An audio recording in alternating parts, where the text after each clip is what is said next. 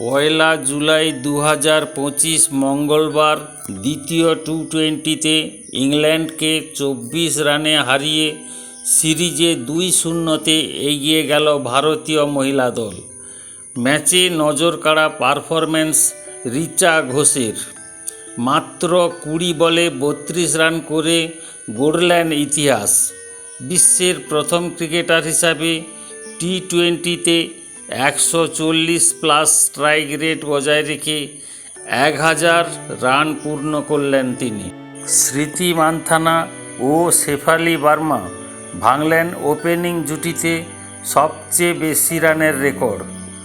ভারত তোলে 181 4 উইকেটে। জবাবে ইংল্যান্ড থেমে যায় 157 7 উইকেটে।